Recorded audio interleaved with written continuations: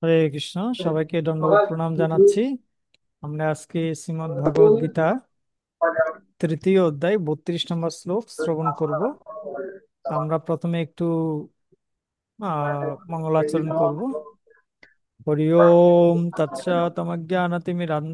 জ্ঞানাঞ্জনশলাকয়া চক্ষুरुन्मीलितं येन तस्मै श्रीगुरवे नमः। नमो ओं विष्णुपादाय कृष्णपृष्ठाय भूतले श्रीमते जयपताका स्वामिनीति नामिने। नमाचार्यपादाय नितये कृपाप्रदायिने गौरकथादामोदाय नगरग्रामतारिणे। कृष्णाय वासुदेवाय हरये परमात्मने प्रणतः क्लेशनाशाय गोविन्दाय नमो नमः। हे कृष्ण करुणा सिन्धु दीनबन्धो जगत्पते गोपेश गोपिकान्त राधाकान्त नमस्तुते। तप्त काञ्चन गौराङ्गी राधे वृन्दावनेश्वरी वृषभानुसुते देवी प्रणमामि हरिप्रिये। नारायणं नमस्कृत्य नरं चैव नरोत्तमं देवीं सरस्वतीं व्यासं ततो जयमुदीरयेत्। व्यासाय विष्णुरूपाय व्यासरूपाय विष्णवे नमो वै ब्रह्मविदये वसिष्ठाय नमो नमः। श्रीकृष्णहृदयं गीता संसारमलनाशिनीं ज्ञानं भक्तिं मुक्तिदात्रीं गीता देवीं नमाम्यहम्। ॐ नमो भगवते वासुदेवाय। ॐ नमो भगवते वासुदेवाय। ॐ नमो भगवते वासुदेवाय। শ্রীমদ্ ভগবদ গীতা তৃতীয় অধ্যায় শ্লোক নম্বর 32। বিমলাঙ্গ প্রভু আমার পদে পদে পড়বেন। যেতু এতৎ অভ্যসূয়ন্ত যেহেতু এতৎ অবশ্যয়ন্ত ন অনুতিষ্ঠন্তি মে মতম। ন অনুতিষ্ঠন্তি মে মতম। সর্বজ্ঞান বিমূঢ়াং স্তান সর্বজ্ঞান বিমূঢ়াস্তান বিদ্ধি নষ্টান অচেতসঃ। বিদ্ধি নষ্টং অচেতসঃ। ये तु एतदभ्यसूयन्त যেহেতু এতৎ অবশ্যয়ন্ত न अनुतिष्ठन्ति मे मतम्। ন অনুতিষ্ঠন্তি মে মতম। সর্বজ্ঞান বিমূঢ়াং তান সর্বজ্ঞান বিমূঢ়াস্তান বিদ্ধি নষ্টান চেতসঃ। বিদ্ধি নষ্টং অচেতসঃ।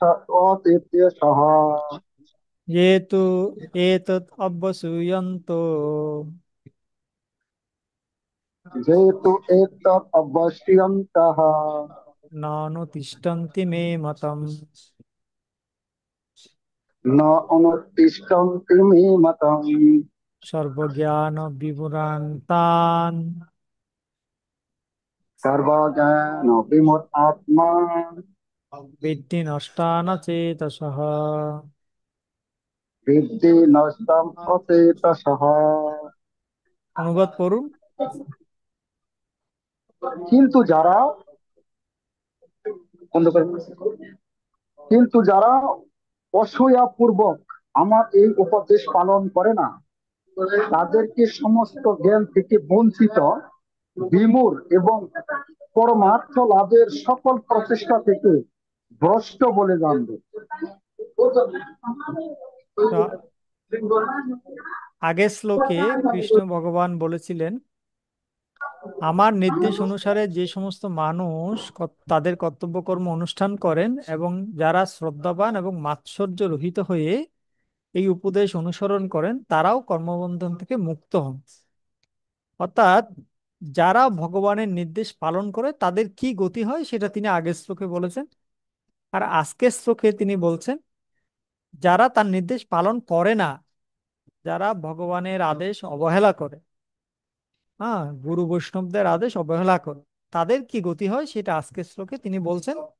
যে যারা অসূয়াপূর্বক আমার এই উপদেশ পালন করে না তাদের সমস্ত জ্ঞান থেকে তারা বঞ্চিত হয়, তারা বিমূঢ় হয়, পরমার্থ লাভের সকল প্রচেষ্টা থেকে ভ্রষ্ট বলে জানবে, তারা ভ্রষ্ট হয়ে যায়।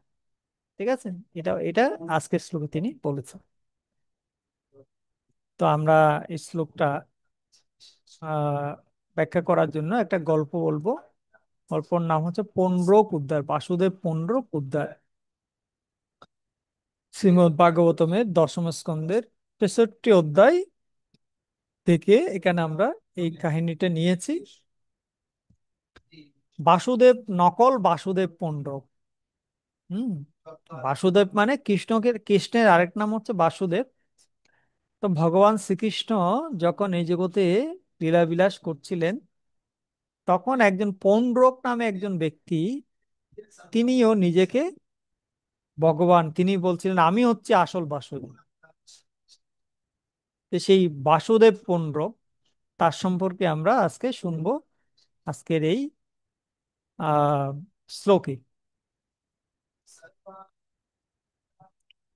তো রাজা পৌণ্ড্রকের কাহিনী খুবই আকর্ষণীয়, কারণ সব সময় তার মতো বহু মূঢ় এবং নির্বোধ রয়েছে, যারা নিজেদের ভগবান বলে বিবেচনা করে। এমনকি লীলা পুরুষোত্তম ভগবান শ্রীকৃষ্ণের প্রকট কালেও এমন একজন মূঢ় এবং নির্বোধ ছিল, তার নাম হলো পৌণ্ড্রক। সে নিজেকে ভগবান বলে ঘোষণা করতে চেয়েছিল। ভগবান যখন বৃন্দাবনে ছিলেন না, তখন অজ্ঞ এবং মিথ্যা অভিমানী পরুষ দেশের রাজা পৌণ্ড্রক ভগবান শ্রীকৃষ্ণের কাছে এক দূত প্রেরণ করেছিল। একজন মেসেঞ্জার পাঠিয়েছে কৃষ্ণের কাছে। শ্রীকৃষ্ণ লীলা পুরুষোত্তম ভগবান রূপে সবার কাছে স্বীকৃত ছিলেন। তো পৌণ্ড্রক তার দূত পাঠিয়ে সে জানালো, কৃষ্ণ বাসুদেব নয়, পক্ষান্তরে সেই হচ্ছে বাসুদেব। পৌণ্ড্রকই হচ্ছে বাসুদেব, সেই হচ্ছে ভগবান, এরকম সে দাবি করেছে দূতের মাধ্যমে। এইভাবে দূতের মাধ্যমে পৌণ্ড্রক সোজাসুজি কৃষ্ণের সঙ্গে ভগবত্তার প্রতিদ্বন্দ্বিতা করেছিল, চ্যালেঞ্জ ছুড়ে দিয়েছিল কৃষ্ণের প্রতি। আজকাল এরকম অজ্ঞ এবং মূঢ়দের বহু অনুগামী রয়েছে, সেরকম ওই সময় বহু মূঢ় পৌণ্ড্রককে লীলা পুরুষোত্তম ভগবান বলে গ্রহণ করেছিল। নিজ স্বরূপ সম্বন্ধে অজ্ঞতাবশত সে নিজেকে ভগবান বাসুদেব বলে মিথ্যা অভিমান করত। এইভাবে দূত শ্রীকৃষ্ণের কাছে ঘোষণা করেছিল যে নিপীড়িত এবং লাঞ্ছিত ব্যক্তিদের উদ্ধারের জন্য লীলা পুরুষোত্তম ভগবান রাজা পৌণ্ড্রক এই পৃথিবীতে অবতরণ করেছে। অর্থাৎ সে নিজেকে ভগবান বলে দাবি করেছিল এবং সে বলেছিল আমি এই জগতের মানুষদেরকে উদ্ধার করার জন্য এই পৃথিবীতে এসেছি, আমি হচ্ছে আসল বাসুদেব, কৃষ্ণ হচ্ছে নকল বাসুদেব। এরকম করে যে আসল ওকে নকল বানিয়ে দিয়েছে, যে নকল তাকে আসল বানিয়েছে। এই হচ্ছে অবস্থা। এভাবে সে দাবি করেছে। তো বহু অজ্ঞ ব্যক্তি পরিবেষ্টিত মূঢ় ও পৌণ্ড্রক বস্তুত নিজেকে লীলা পুরুষোত্তম ভগবান বলে সিদ্ধান্ত করেছিল। এরকম সিদ্ধান্ত হচ্ছে শিশুদের মতো, বালকদের মতো।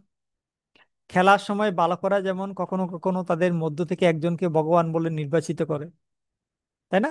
সে বাচ্চারা যখন খেলে, হ্যাঁ, তারা নিজেদের মধ্যে কে কো তুমি কৃষ্ণ সাজো, আমি এটা সাজবো, আমি এটা সাজবো। ওই ওরকম হয়ে গেছে। হ্যাঁ। তো সেই মূর্খ নিজেকে ভগবান বলে দাবি করেছিল। ভগবান এমন সস্তা জিনিস হয়ে গেছে, যেন গণভোটের মাধ্যমে বা বালকোচিত খেলার মাধ্যমে তাকে সৃষ্টি করা যায়। তো এরকম মিথ্যা অভিমানের বশবর্তী হয়ে নিজেকে ভগবান বলে মনে করে শ্রীকৃষ্ণের ভগবত্তার বিরোধী করে পুণ্ড্রক শ্রীকৃষ্ণের সাথে কাছে দ্বারকাপুরীতে দূত প্রেরণ করেছিল। সেখানে শ্রীকৃষ্ণের রাজসভায় পৌঁছে দূত তার প্রভু পুণ্ড্রকের বাণী শ্রীকৃষ্ণের কাছে নিবেদন করেছিল। তো কি লিখেছিল, সে বাণীতে কি লেখা ছিল? সেখানে লেখা ছিল, আমি একমাত্র পুরুষোত্তম ভগবান বাসুদেব, আমি ছাড়া আর কোনো বাসুদেব নেই। মায়াবদ্ধ জীবকুলের প্রতি অসীম ও অহৈতুকী করুণা বশত রাজা। হরে কৃষ্ণ, আমার কথা শোনা যাচ্ছে?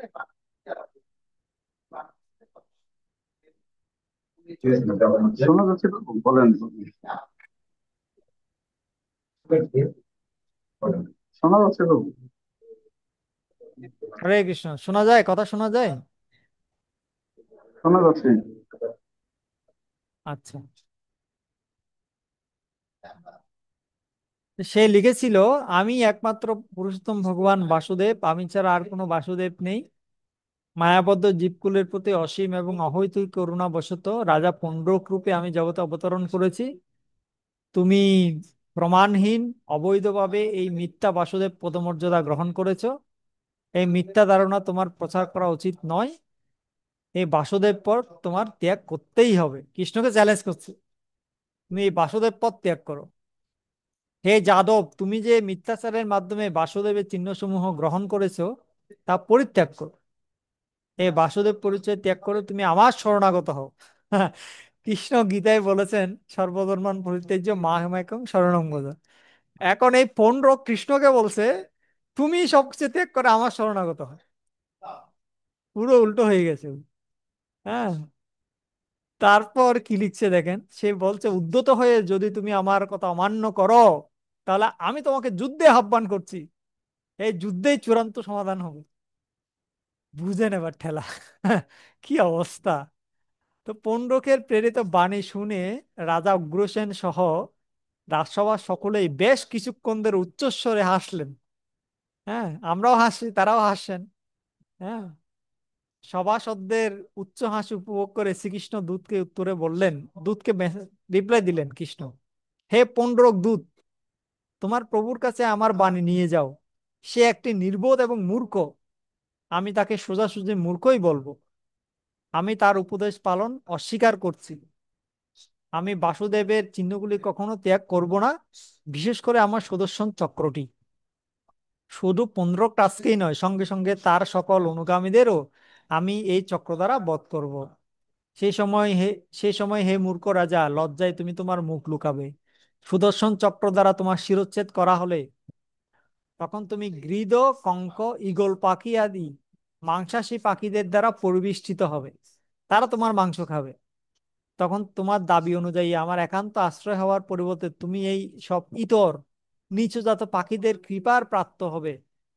সেই সময় মহোৎসবের জন্য কুকুরদের কাছে তোমার দেহটি নিক্ষিপ্ত হবে।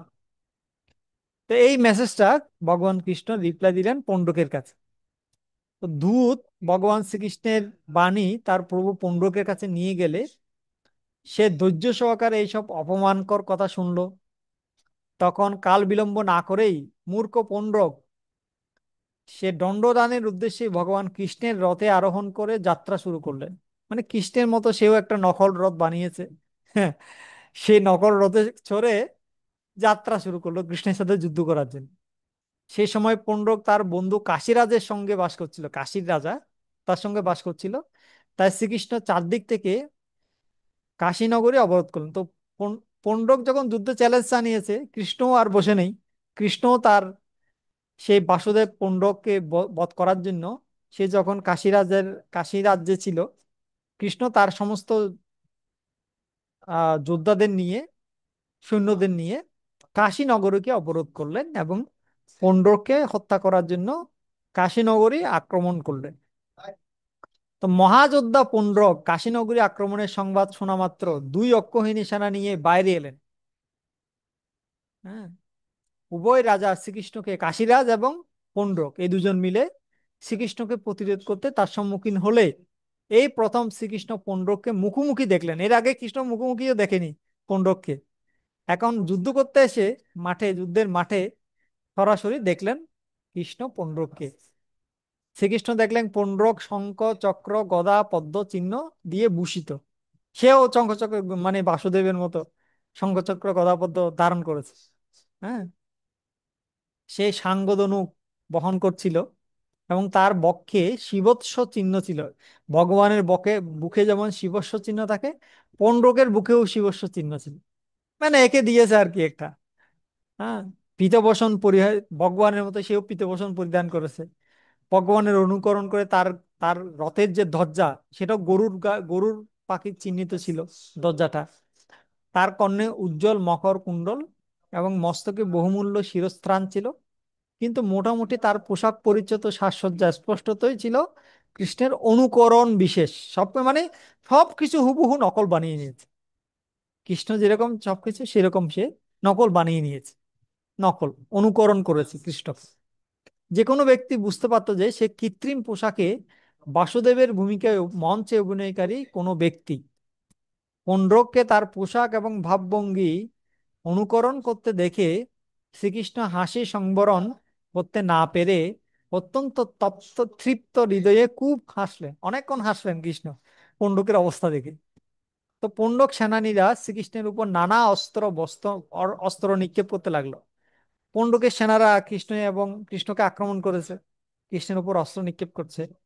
তখন ত্রিশূল, গদা, পরিঘ, বল্লম, তরবারি, অসি, বাণ আদি বিভিন্ন অস্ত্রসমূহ তরঙ্গের মতো শ্রীকৃষ্ণের উপর প্রবলভাবে বর্ষিত হয়েছিল এবং শ্রীকৃষ্ণ সকল আক্রমণে ব্যর্থ করে দিয়েছিলেন।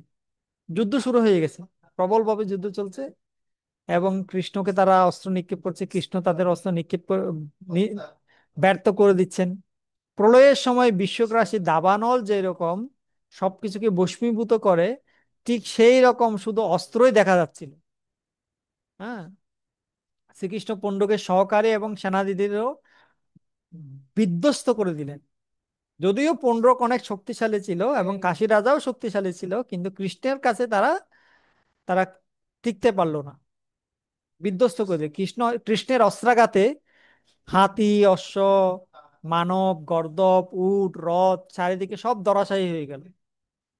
যদিও রণাঙ্গনটি প্রলয়কালীন রুদ্রের তাণ্ডব নৃত্যের স্থান বলে মনে হচ্ছিল, তবুও এই দৃশ্য দর্শন করে কৃষ্ণের পক্ষে সেনানীরা অত্যন্ত অনুপ্রাণিত হয়ে প্রবল পরাক্রমে যুদ্ধ শুরু করেছিলেন। তো কৃষ্ণ যখন এভাবে বীর বিক্রমে যুদ্ধ করছে, লিডারকে দেখে সেনারাও, কৃষ্ণের পক্ষে যেই সেনারা ছিল তারাও সবাই বীর বিক্রমে যুদ্ধ শুরু করবে। এই সময় ভগবান শ্রীকৃষ্ণ পৌণ্ড্রকে বললেন, পৌণ্ড্রক, তুমি আমাকে বিষ্ণুর চিহ্নগুলি ত্যাগ করতে অনুরোধ করেছিলে, বিশেষত আমার চক্রটি। এখন আমি এই চক্রটি তোমার উদ্দেশ্যে ত্যাগ করছি, তোমাকে মারার জন্য। সাবধান হও। আমাকে অনুকরণ করে তুমি নিজেকে বাসুদেব বলে মিথ্যা ঘোষণা করেছিলে, তাই তোমার থেকে বড় মূর্খ আর কেউ নেই। শ্রীকৃষ্ণের এই কথায় স্পষ্টতই প্রমাণিত হয় যে মূর্খই নিজেকে ভগবান বলে জাহির করে। মানব সমাজে সেই সব থেকে বড় মূঢ় ও নির্বোধ যে নিজেকে ভগবান বলে। শ্রীকৃষ্ণ আরো বললেন, এখন আমি তোমাকে এই মিথ্যা পরিচয় পরিত্যাগ করতে বাধ্য করব। তুমি চেয়েছিলে আমি তোমার শরণাগত হই, আজ তোমার সেই সুযোগ উপস্থিত। এখন আমরা দুজনে যুদ্ধ করব। যদি আমি পরাজিত হই, তুমি বিজয়ী হও, তাহলে আমি নিশ্চয়ই তোমার শরণাগত হব। এভাবে কঠোর ভাষায় পণ্ডকে ভর্ৎসনা করে একটি বাণ দ্বারা শ্রীকৃষ্ণ পণ্ডকের রথটা বিধ্বস্ত এবং খণ্ড খণ্ড করে দিলেন। ইন্দ্র যেমন বজ্রাঘাতে পর্বতের শৃঙ্গগুলিকে ছেদন করে, সেরকম শ্রীকৃষ্ণ চক্র দ্বারা পণ্ডকের গলা কেটে দিলেন, শিরচ্ছেদ করলেন। আবার কাশীরাজকেও তিনি বধ করলেন। ভগবান শ্রীকৃষ্ণ কাশীরাজাকেও বধ করলেন, কারণ কারণ কারণ কাশীরাজা পণ্ডককে সহায়তা করছিল, তাই কাশীরাজকেও তিনি বধ করলেন। প্রবল বায়ু যেমন পদ্ম পলাশকে দূরে নিক্ষেপ করে, সেভাবে কৃষ্ণ তার বাণের সাহায্যে কাশীরাজের যে মাথাটা, সেটা কাশীনগরীতে নিক্ষেপ করলেন, যাতে তার আত্মীয় স্বজনেরা সেটা দেখতে পায়। উভয়কে বধ করার পর ভগবান শ্রীকৃষ্ণ তার রাজধানী দ্বারকাপুরীতে ফিরে গেলেন। ভগবান শ্রীকৃষ্ণ দ্বারকায় উপস্থিত হলে স্বর্গলোকে সিদ্ধরা ভগবানের জয়গান এবং গুণকীর্তন করতে লাগলেন। স্বয়ং বাসুদেবের বেশভূষায় কৃত্রিমভাবে সজ্জিত হয়ে যে কোনো ভাবেই হোক ভগবান বাসুদেবের চিন্তায় মগ্ন থাকার ফলে পুণ্ড্রক সারূপ্য মুক্তি লাভ করেছিল। এভাবে পুণ্ড্রক বৈকুণ্ঠলোক প্রাপ্ত হয়েছিল। এখানে ভক্তরা সকলেই ভগবান শ্রীকৃষ্ণর বিষ্ণুর মতো শঙ্খচক্র গদা পদ্মধারী চতুর্ভুজ বৈকুণ্ঠে, বস্তুত বিষ্ণু রূপের ধ্যানে মগ্ন থাকার ফলে নিজেকে ভগবত অভিমান করায় সে অপরাধ করেছিল। সে তো অপরাধী ছিল, কিন্তু শ্রীকৃষ্ণ যেহেতু নিজে নিজে তাকে হত্যা করেছেন, ভগবানের হাতে মরেছে। তো ভগবানের একটি গুণ হচ্ছে হত ওরি গতিদায়ক। ভগবানের হাতে কেউ যদি মারা যায়, সে মুক্তি লাভ করে।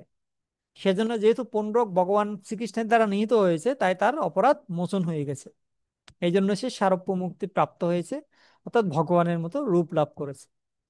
পুণ্ড্রকের এই কাহিনী আমরা ভগবদ গীতার এই শ্লোকের জন্য অত্যন্ত প্রাসঙ্গিক। এই শ্লোকে ভগবান বলেছেন, যারা অসূয়াপূর্বক ভগবানের উপদেশ পালন করে না, তারা সমস্ত জ্ঞান থেকে বিমূঢ় হয়ে ভগবত চেতনা থেকে ভ্রষ্ট হয়ে যায়। শিল রামানুজ আচার্য তার শ্রীভাষ্য এবং গীতাভাষ্যে এ প্রসঙ্গে মন্তব্য করেছেন, এখানে ভগবান তার শিক্ষার প্রতি পূর্ণ শরণাগতি প্রত্যাশা করেছেন। কেউ যদি দম্ভ বা ঈর্ষাবশত ভগবান বা তার অনুমোদিত প্রতিনিধির গুরুদেবের বা তাদের প্রতিনিধির আদেশ প্রত্যাখ্যান করে, তাহলে তার মন অচেতস, অচেতস না, অচেতস মানে কি, অচেতস মানে হচ্ছে বিচার বুদ্ধিহীন হয়ে যায়, সে বিচার করতে পারে না কোনটা সঠিক কোনটা ভুল। কৃষ্ণের নির্দেশ প্রত্যাখ্যান মানে মুক্তি লাভের উপায়কে প্রত্যাখ্যান করা। পৌণ্ড্রক কৃষ্ণের স্থিতি স্বীকার করেনি, তার ঈর্ষার ফলে সে সম্পূর্ণ মোহিত ছিল। তাই তার বিনাশ হয়েছিল। শিল মধ্বাচার্য তার গীতাভাষ্যে এবং তত্ত্বভিত্তিতে ব্যাখ্যা করেছেন যে এখানে যে কৃষ্ণ বলছেন ন অনুতিষ্ঠন ন অনুতিষ্ঠন্তি মে মতম, মে মতম, মে মতম মানে কি সেটা মধ্বাচার্য ব্যাখ্যা করছেন। তিনি বলছেন এখানে মে মতম বলতে কেবল সরাসরি কৃষ্ণের নির্দেশকেই বোঝাচ্ছে না, কৃষ্ণের নির্দেশটাই মে মতম, কৃষ্ণের মত তা নয়। কৃষ্ণের নির্দেশটা তো কৃষ্ণের মত, সেটা ঠিক আছে। এটা ছাড়াও যত বৈদিক শাস্ত্র আছে এবং বৈদিক শাস্ত্রে যে সকল নির্দেশ দেওয়া হয়েছে সেগুলোও কৃষ্ণের মত, সেগুলোও কৃষ্ণের সিদ্ধান্ত। যারা শাস্ত্রীয় পন্থাকে অবজ্ঞা করে এবং উপদেশক হিসেবে ভগবানের ভূমিকাকে ব্যঙ্গ করে তারা আসরিক প্রবৃত্তি সম্পন্ন।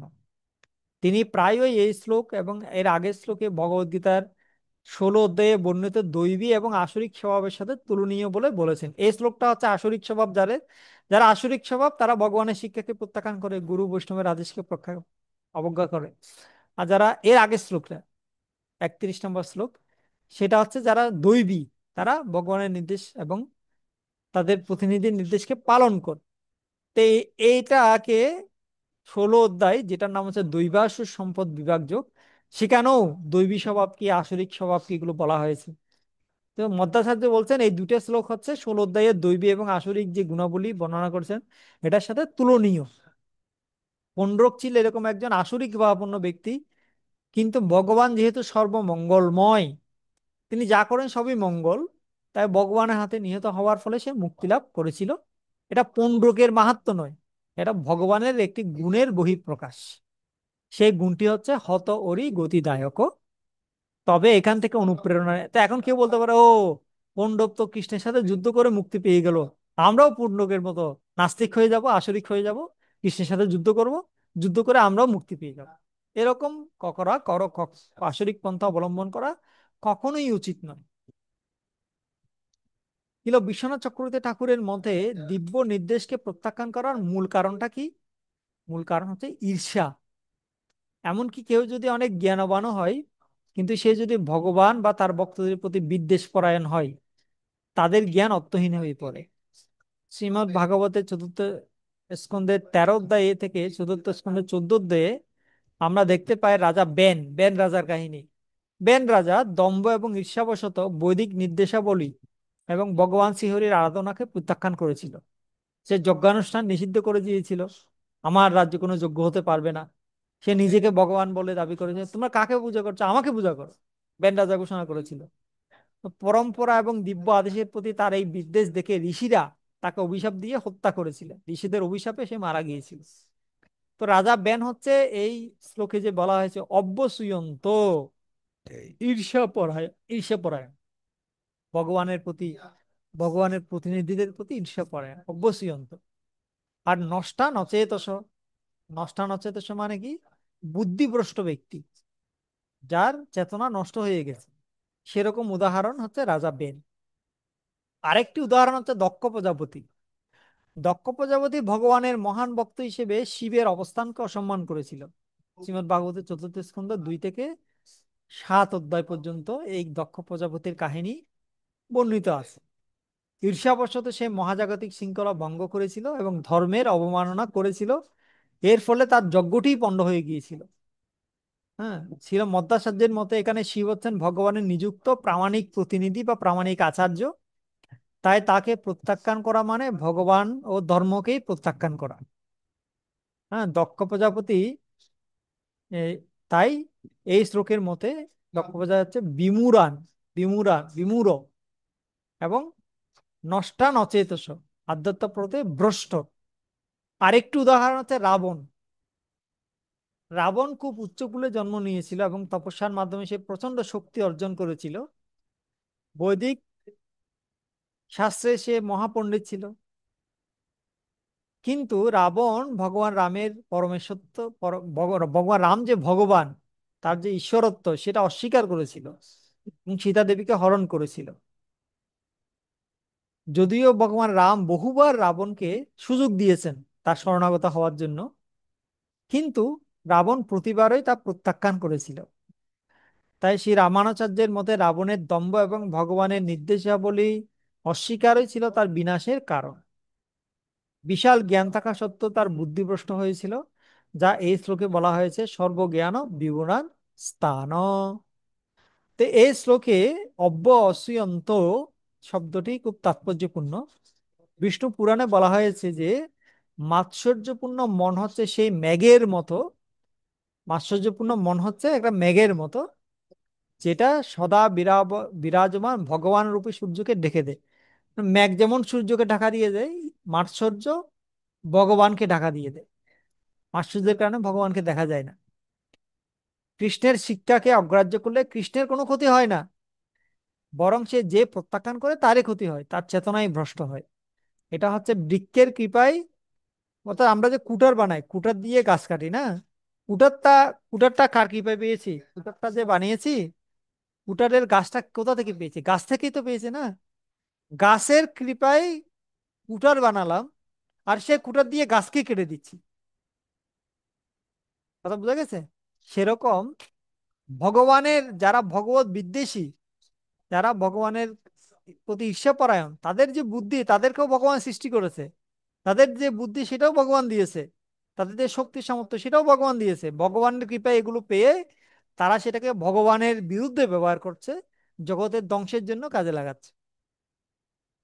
গরুর পুরাণে বলা হয়েছে কেউ যদি ধর্মকে প্রত্যাখ্যান করে সে হচ্ছে একটা সাপের মতো গর্তে লুকিয়ে থাকতে পারে। মানে কেউ ধর্মকে প্রত্যাখ্যান করে সাপের মতো গর্তে লুকিয়ে থাকতে পারে, কিন্তু অবশেষে কর্ম তাকে ঠিকই বের করে আনবে। প্রকৃতির আইনে সকল গুপ্ত বিষয় প্রকাশিত হয়ে যাবে এবং এর বিচারও হবে। স্কন্দ পুরাণে বলা হয়েছে কারো যদি জ্ঞান থাকে কিন্তু ভগবান এবং সাধুগুরুর প্রতি শরণাগতি না থাকে, তাহলে সে হচ্ছে সর্বোচ্ছিষ্ট দুধের মতো, দেখতে পবিত্র কিন্তু অত্যন্ত ভয়ানক। যে দুধে সাপ মুখ দিয়েছে, দুধটা দেখতে সুন্দর কিন্তু খেলে মারা যাবে। সেরকম যে ব্যক্তি সাধুগুরুর প্রতি শরণাগত নয়, সে হচ্ছে সর্বোচ্ছিষ্ট দুধের মতো। পদ্মপুরাণে বলা হয়েছে যারা কৃষ্ণ বিমুখ হয়ে ছুটছে, তারা আসলে নিজের মোহময়ী ছায়াকে ধরার জন্য ছুটছে, যা তারা কখনোই পারবে না। আমরা ছায়াকে কখনো ধরতে পারবো? ছায়াকে কখনো ধরা যায় না। সেরকম যারা কৃষ্ণ বিমুখ হয়ে ছুটছে তারা নিজের ছায়াকে ধরার মতো ছুটছে, যেটা কখনোই সম্ভব নয়। হ্যাঁ, তারা কৃষ্ণকে বাদ দিয়ে কেউ কখনো সুখী হতে পারে না। কৃষ্ণের নির্দেশ অমান্য করে কেউ কখনো সুখী হতে পারে না। ঈর্ষাপরায়ণ লোকেরা পরম সত্যের নিকটে এলেও তারা সেটা সুফল লাভ করতে পারে না। ঠিক যেভাবে একটা কাক কাক কাক যদি চন্দন গাছে বসে, সে চন্দনের সুবাসের মর্যাদা বুঝতে পারে না। চন্দন অনেক সুগন্ধিযুক্ত, কিন্তু কাক যদি চন্দন গাছে বসেও চন্দন গাছের মাহাত্ম্য সে বুঝতে পারে না।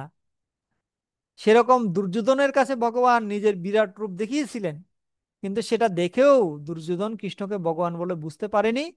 সে মনে করেছিল কৃষ্ণ হচ্ছে একজন জাদুকর।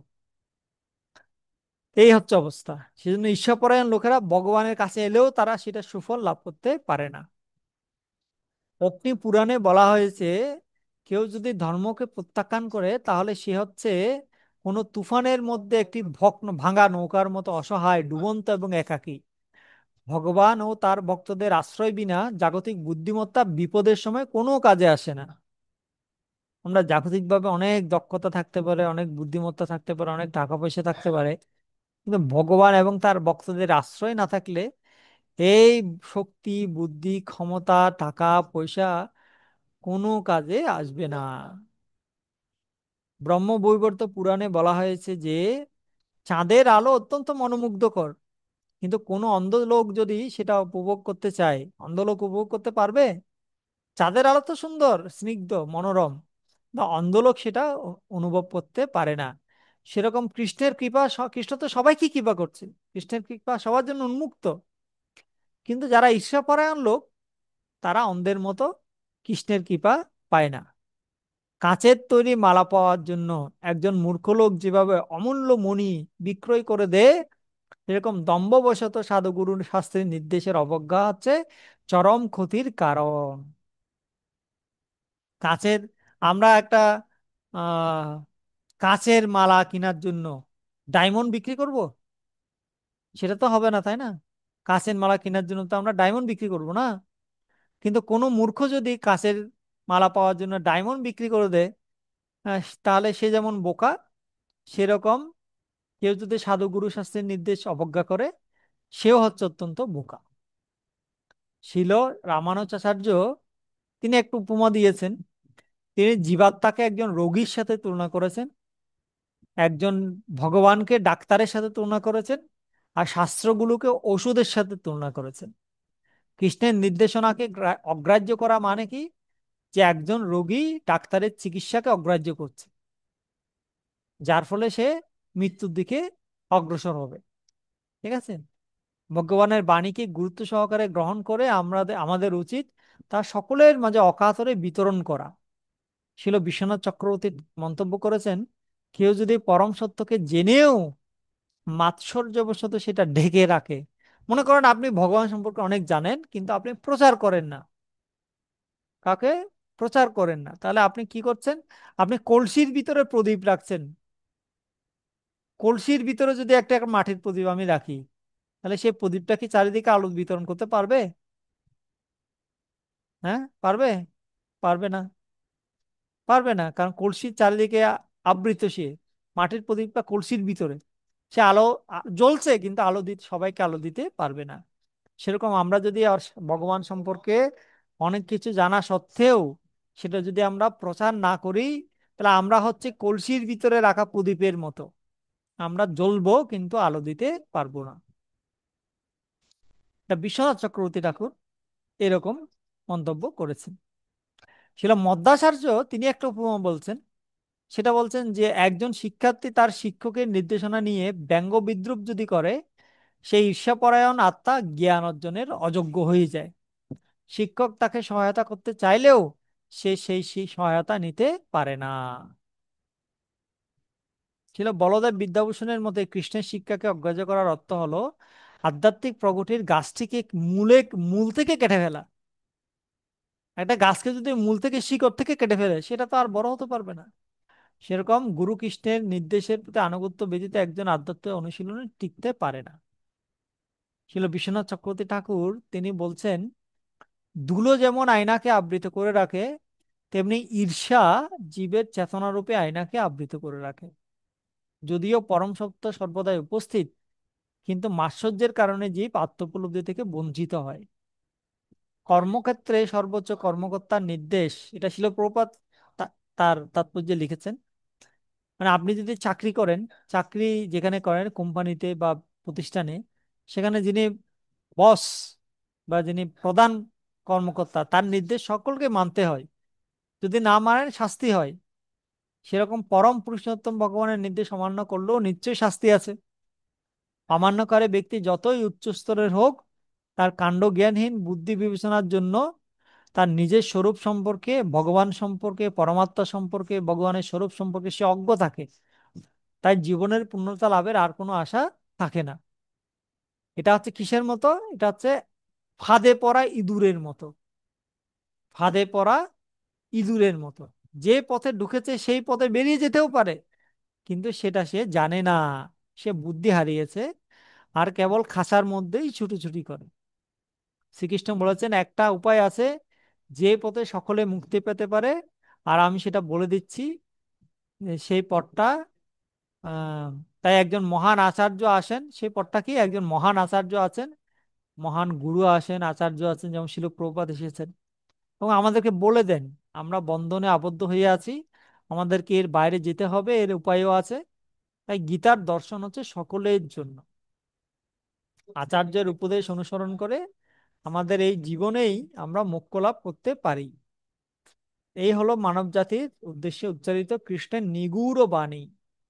তাই গীতা অতি প্রাচীন গ্রন্থ হলেও অত্যন্ত আধুনিক, আর যে সময়ে আমরা বাস করছি তার পক্ষে সব দিক থেকে অত্যন্ত প্রাসঙ্গিক। হুম।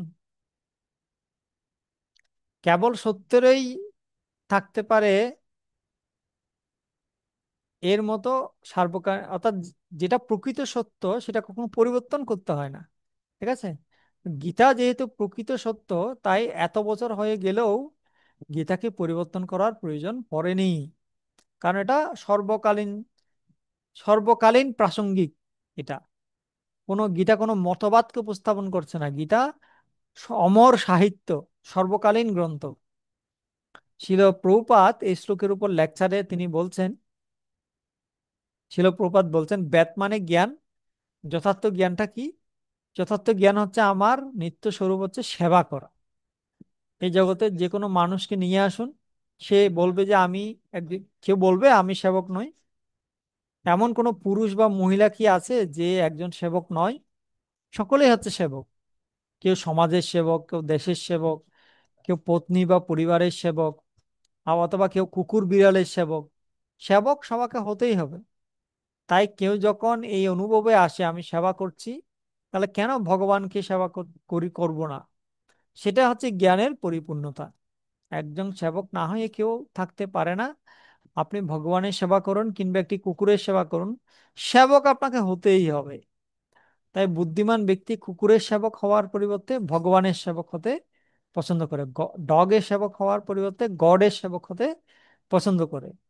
কেউ যদি বলে, ও কেন আমি ভগবানের সেবা করব, ঠিক আছে, কিন্তু আপনাকে একটা কুকুরের সেবা তো করতেই হবে। সেজন্য হচ্ছে বিমূঢ়, সর্বজ্ঞান বিমূঢ়াম তান।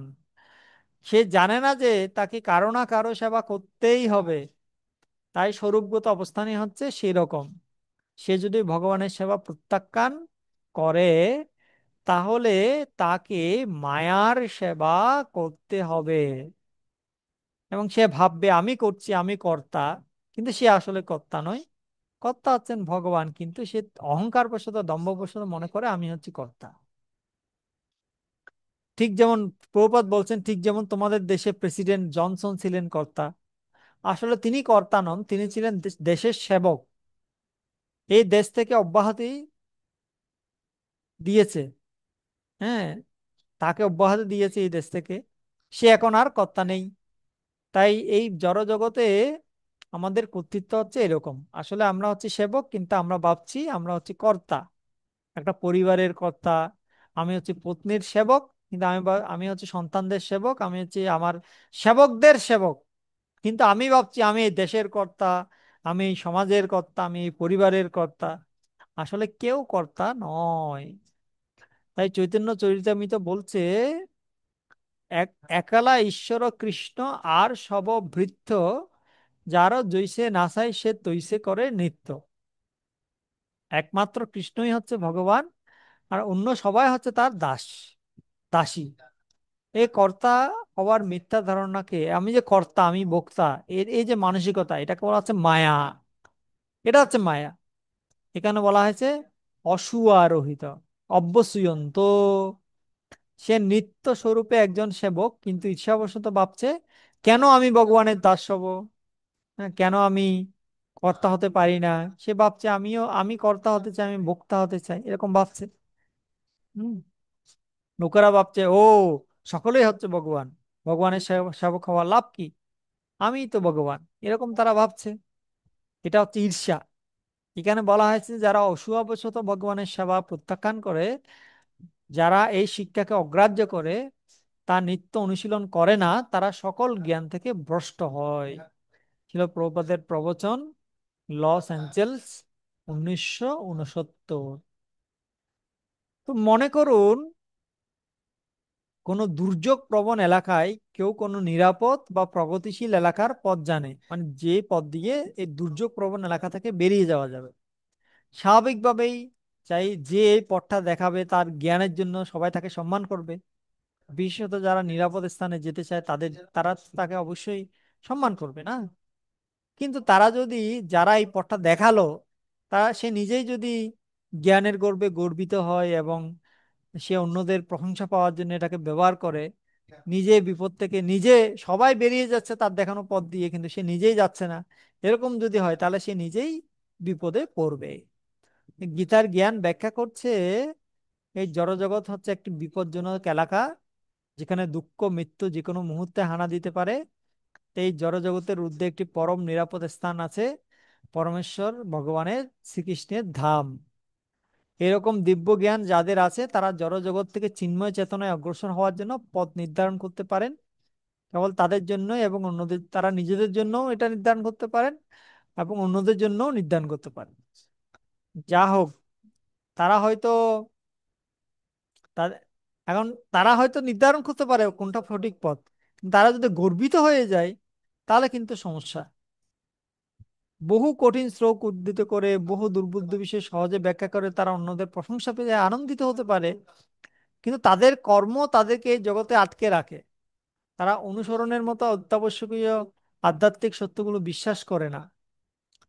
এই এই জড়জগৎ দুঃখপূর্ণ এবং কৃষ্ণ হচ্ছে সর্ব আনন্দময়। এই জগৎ থেকে কৃষ্ণের কাছে ফিরে না যাওয়ার জন্য তারা বাসনা করে, কিন্তু তারা জগৎকে দেখাতে চায় তারা কৃষ্ণ সম্বন্ধে বহু কিছু জানে। এরকম দিগ্ভ্রান্ত বাসনার কারণে তাদের জ্ঞান বিমূঢ়তা। বিমূঢ়াম সর্বজ্ঞান বিমূঢ়াম তান, এই শ্লোকে বলা হয়েছে। অন্যদিকে কেউ হয়তো অনেক জটিল শাস্ত্র বুঝতে না পারে বা বলতে না পারে, হ্যাঁ, নাও জানতে পারে, কিন্তু তবুও তিনি জীবনের অত্যাবশ্যকীয় সত্য সম্পর্কে, চরমে কৃষ্ণ সম্বন্ধে জানতে পারেন। সেই সত্যগুলো জানার জন্য তাদের অনুসন্ধিৎসা কেবল তাদের জ্ঞানের বৃদ্ধি নয়, বরং তাদের আধ্যাত্মিক আধ্যাত্মিক উপলব্ধির দিকে নিয়ে যায়। তাদের বাসনা যেহেতু কৃষ্ণের কেন্দ্রিক, তারা প্রগতি সাধন করেন এবং এবং অবশেষে মুক্ত হন। তাই আধ্যাত্ম পথে আমরা কি জানি, এটা হচ্ছে গুরুত্বপূর্ণ কথা। আধ্যাত্ম পথে আমরা কি জানি সেটা গুরুত্বপূর্ণ নয়, আমরা কি জানতে চাই সেটাই হচ্ছে তাৎপর্যপূর্ণ। তো যেসব ব্যক্তি, এই শ্লোকে ভগবান বলছেন, যেসব ব্যক্তি ভগবানের মত অনুসরণ করে না তারা সর্বপ্রকার জাগতিক জ্ঞানে মোহগ্রস্ত হয়ে থাকে। তারা মোটর, এরোপ্লেন, রেডিও, টেলিভিশন ইত্যাদি আবিষ্কার করে, সেগুলোর কলাকৌশল অর্জনে নতুন নতুন আবিষ্কারে ব্যস্ত থাকে। সন- সন্তরণ, গৃহ নির্মাণ, চিত্রাঙ্কন, শিল্পকলা, মন্ত্র, তন্ত্র, যন্ত্র বিদ্যা শিখতে এবং সেগুলির যারা চমৎকারিত্ব প্রদর্শনে দেশ বিদেশের ভাষা, লেখালেখি, রীতি রেওয়াজ, খাওয়া দাওয়া, এইসব শিক্ষাতে তারা লেগে থাকে। এরূপ ব্যক্তিদেরকে এই শ্লোকে সকল জ্ঞানে মোহগ্রস্ত বলা হয়, সর্বজ্ঞান বিগুণ স্থান বলা হয়েছে। হ্যাঁ, তারা মোহগ্রস্ত। যেসব ব্যক্তি ভগবানের মত অনুসরণ করে না তারা সমস্ত কাজই আসক্তি বা দেশপূর্বক করে। রাগ এবং দেশ, এই দুটি হচ্ছে মানুষের বিষম শত্রু। তহি অশ্ব পরিপন্থিনৌ, 34 নম্বর শ্লোকে আমরা পাবো তহি অশ্ব পরিপন্থিনৌ। সেজন্য এরূপ ব্যক্তিদের পতন হওয়ার কথা বলা হয়েছে। বিদ্যে নষ্টান অচেতস বলা হয়েছে। তো একদিকে সাফল্য, একদিকে বিনাশ, এই দুইয়ের একটি অর্জুনকে বেছে নিতে হবে।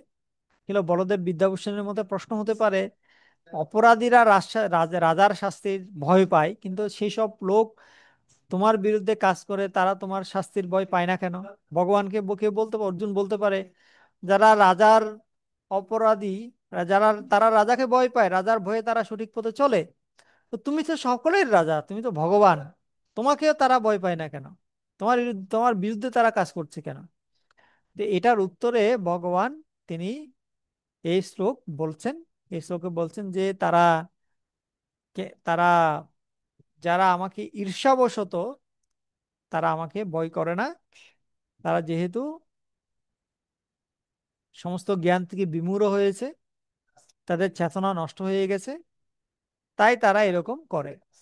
আরেকটি কারণ আছে যে কেন তারা এরকম করে, যেটা কৃষ্ণ পরবর্তী শ্লোকে ব্যাখ্যা করবেন। পরবর্তী শ্লোকে কৃষ্ণ ব্যাখ্যা করবেন যে কি কারণে লোকেরা, মানে তারা ভগবান ভগবান অনেক শক্তিশালী, ভগবান অনেক পাওয়ারফুল, ভগবানের অনেক ক্ষমতা, এটা এত কিছু জানা সত্ত্বেও, ভগবান দণ্ড দিলে অনেক কঠোর দণ্ড দিতে পারেন, এত কিছু জানা সত্ত্বেও মানুষ এইগুলো পালন করতে পারে না, পালন করে না। কি কারণে করতে পারে না, কেন করে না, সেটা আগামী ক্লাসে আমরা শুনবো। 33 নম্বর শ্লোকে আমরা শুনবো। ঠিক আছে? তা আজকে আমরা শুনলাম যে ভগবানের নির্দেশ পালন না করলে কি হতে পারে। এর আগের শ্লোকে আমরা শুনেছিলাম ভগবান নির্দেশ পালন করলে কি হতে পারে। আজকে শুনলাম পালন না করলে কি হতে পারে। ঠিক আছে? তো এইখানে আমি শেষ করছি। কারো যদি কোনো প্রশ্ন থাকে করতে পারেন। হরে কৃষ্ণ। হরে কৃষ্ণ, হরি বল, ধন্যবাদ, প্রণাম প্রভু। হ্যাঁ, ধন্যবাদ। প্রভু, হ্যাঁ ক্লাসে তো মাঝখানে আসলে একটু আমাদের আহ, আমাদের সামনে রথযাত্রা আসতে, তো সেই জন্য আমরা একটু মিটিং এ ব্যস্ত ছিলাম। শেষে গ্রুপে ঢেলে দিবেন ক্লাসটা। হ্যাঁ হ্যাঁ, আমি গ্রুপে ঠিক দিয়ে আছে দেবো, প্রভু। দিয়ে দেবো। এই দেখেন এখানে প্রোগ্রাম হচ্ছে তো, ভক্তরা সব ভক্তরা প্রসাদ নিচ্ছে। ঠিক আছে। ঠিক আছে। জয় জয় জয়। মহাপ্রসাদ কি জয়। মহাপ্রসাদ কি জয়, মহাপ্রসাদ কি জয়, হরি বল হরি বল হরি বল। ঠিক আছে, সবাই প্রসাদ পাক, অনেক সেই জন্য ধন্যবাদ। প্রভু একটু ব্যস্ত। ওকে ওকে প্রভু, ওকে, হরে কৃষ্ণ। ক্লাসটা দিয়ে ঠিক দিন আছে, প্রভু। হরে কৃষ্ণ, সবাই ভালো থাকুন। বাঞ্ছা কল্পতরুভ্যশ্চ কৃপা সিন্ধুভ্যেব চ পতিতানাং পাবন ভবঃ। জয় বাবা।